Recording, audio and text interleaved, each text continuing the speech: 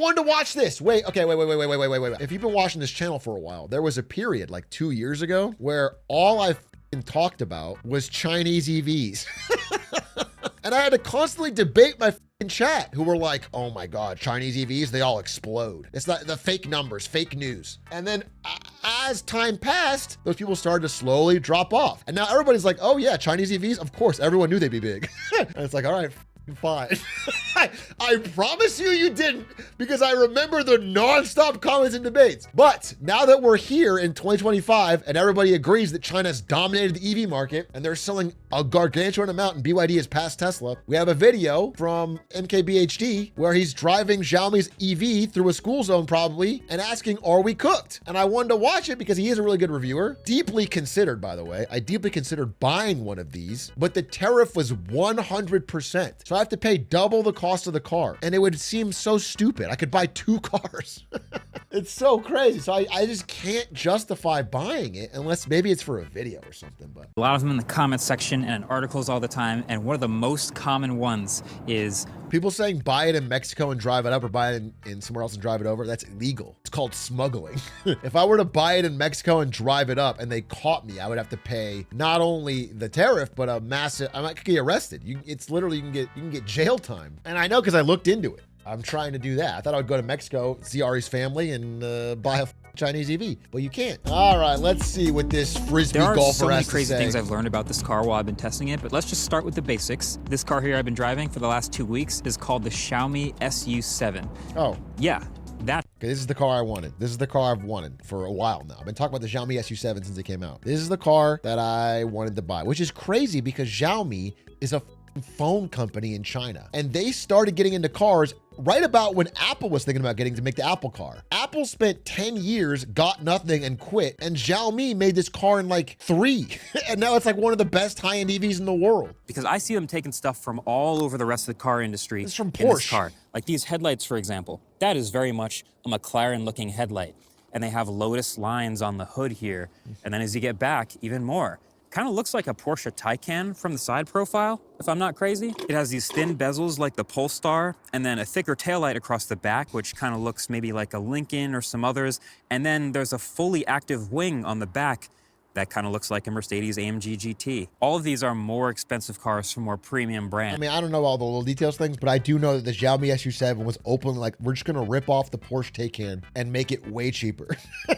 But like, you know, solid quality. And that's what they did. And it's an amazing deal. It's an incredible deal. Porsche Taycan costs like 200K. So the inside here. Dude, this is where all the Chinese EVs are crazy though. The software they have is crazy. Do you remember when Tesla was first kind of popping, especially here in like America? And the one thing that made them pop on social media and everywhere was all the little software updates. Like they'd make the car like play music on Christmas, and they had all the, they had all the little software things and the iPad dashboard. Tesla has really slowed down on that stuff in the past few years. Like the updates on that are not nearly as much. China's like accelerated dramatically. Like there's constant over-the-air updates, and they constantly have new quality of life features on the software of the car. This heated steering wheel looks and feels a lot like a Porsche steering wheel to me, with the shape and the simplicity and just a few buttons with stalks at the bottom. And then there's storage everywhere. There's here in the middle between the front seats, where they've also cleverly stored a flashlight powered by the car's battery, kind of like Rivian. And believe it or not, a tasteful amount of real hardware controls here. There's a power on-off button right here. There's temperature controls up and down, fan speed up and down at my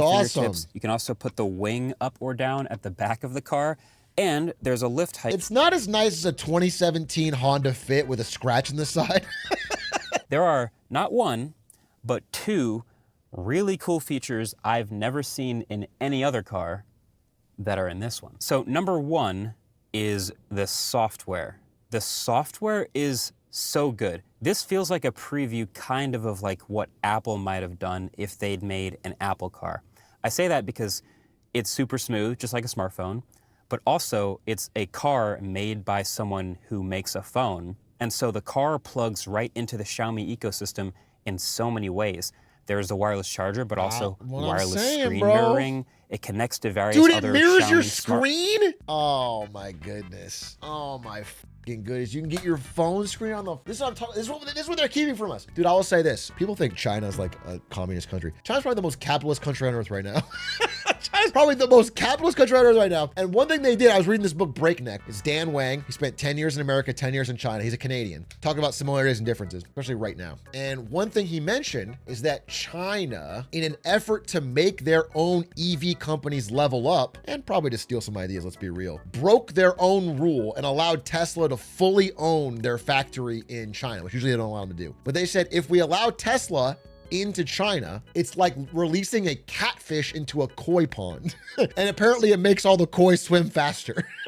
So they did do this. And then in the years since, by the way, the famous 2019 parade truck prediction, I've already seen the Discord screenshots because I show every 5 minutes, but I did call this in 2019, recorded it. It's on Discord. I've showed it. In the years since, everybody in China leveled up massively, and now they're cooking Tesla. In 2019, it was unthinkable. And in 2025, it's like old news. China's way ahead. And we, as Americans, are using tariffs to keep cars like this out, when in fact, we should be welcoming them in so that it makes everybody level up. The only way to get GM and Ford and Honda and everyone else to level up is if you allow them to compete with something like this. This, at this price, is the only way. They're not gonna add these features because we asked nicely. You have to put the catfish in the koi pond. Competition is the only thing that works. It's insane that we use like over-protectionism. The only good part about capitalist free market economies is the competition.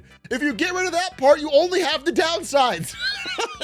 You only get the stuff everybody hates. The only thing that's good is the competition that drives down costs and drives up innovation. It's the best part. It's the part everybody actually likes. They like the Steam store with 1 million indie games. I don't understand. It's the thing I'm preaching. Like, we're getting none of the good part. No wonder everybody hate. We got half the kids in here turning Karl Marx hats on, okay? It's because they get none of the good sides. They get none of the diversity of products competing for their benefit. They get one company monopolized, protected by the government. You see the speaker and the headrest behind me. Oh my God. When I'm driving and my phone is paired to the speakers in this car and I'm navigating, you know that part where like you're driving and the music's getting pretty good and right as the bass is about to drop, the navigation voice comes on and interrupts it? Yeah.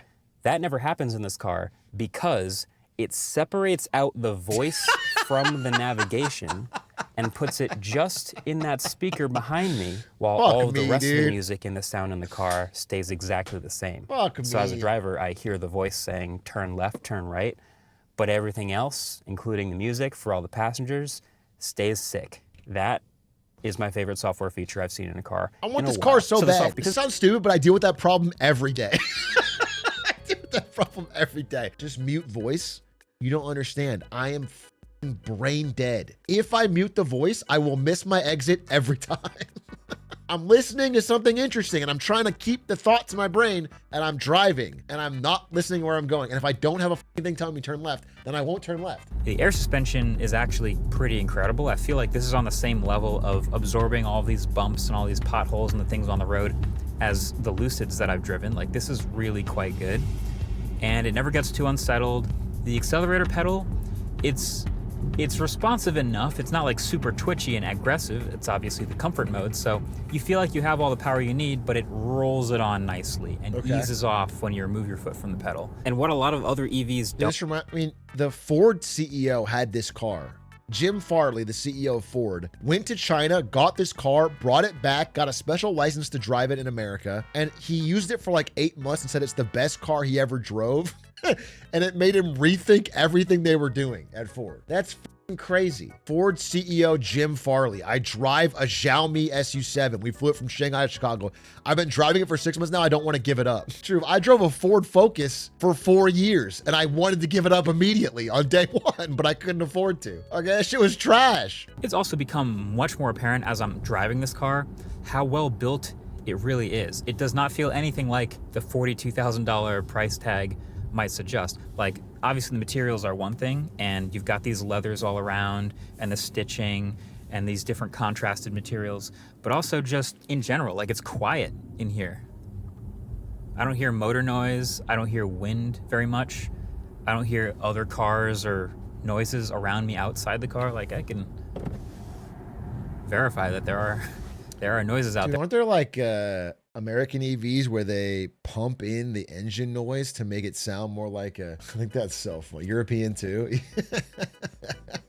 It's like you know LARP is having a fucking engine when you tell right. I'm honestly trying to think of like a negative. Now that I've been living with this car and I've been driving it for weeks, I've driven and reviewed crazy? many other cars for the past couple of years, and usually the downsides are so obvious. The software is great, the self-driving works, the cameras are great, the displays are great, all the tech is there.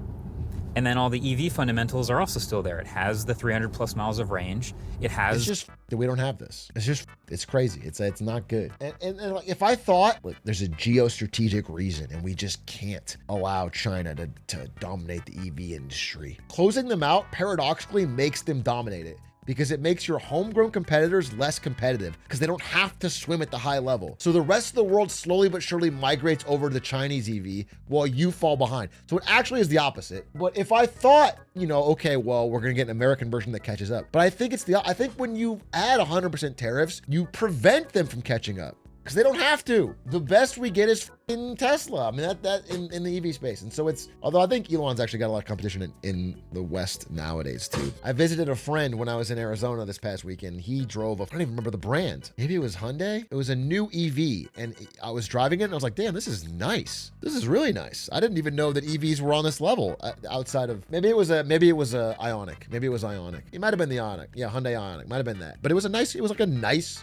car. It didn't have all this, but it had some of these features. It was like nice software, nice interior. And I was like, damn, this is pretty good. So there's definitely some competition. This feels nothing like a $42,000 car, which I guess conveniently brings me back to the title of this video. So are we cooked? Not yet, clearly. This car is not available here in the US. But you can see how we could be soon. I genuinely, I'm not exaggerating when I say this is a $42,000 car that feels like a $75,000 car if it were made here in the US. And that's the thing that's most impressive about the Xiaomi SU7. And that's just this one. So really now that I've gotten to live with this and drive this here in the US among all the other cars I test, here's my take. It's not that there's any sort of crazy bleeding edge tech in this car that's impossible to replicate. Obviously the software is really good, and the modularity and some of the features are kind of sick and we haven't seen them before. But like if you took this car apart, you wouldn't find anything inside, any like bleeding edge battery tech or anything that's impossible to replicate. This is a car made of normal car parts, but it's the putting them all together in one car that's so impressive. It's not often you see a car with great software, great features, great build quality. Like after all the shit he said, it'd be more than 75K. No, but the car costs 40 something. He said it's like a 75K car because it's 30K more than it costs. The fact that it isn't is of course inherently political, and there's all the tariffs and import fees and all that. That's super variable. And we may never get a car like this available in the US for $42,000. Isn't that crazy? But Europe will, allegedly in 2027. And I would say that the competition over. By the way, I mean, on the flip side of it though, on the flip side of like, let the catfish in and swim faster. I gotta be honest with you. I'm also worried about Europe because Europe kind of needs car manufacturing in a way like Germany needs it. It's like a big jobs industry there. And if they're getting cooked on price and cost, and they're, you know, I can see the downsides too. You have to be willing to like take the hit and then get competitive long term, which I guess you can. You have to believe it. Maybe you have to even have some subsidies. I don't know, but they gotta swim because it's in the short term it's gonna devastate. It's already happened. I mean, Europe's getting squeezed for sure. Thank you MKBHD for that incredible review. Yeah, I mean, I have a lot of thoughts on that. I think it's one of the most important stories in economics right now is the rise of China's manufacturing sector on higher end products that they used to not touch. And it's really hitting Germany probably most of all, but the whole world.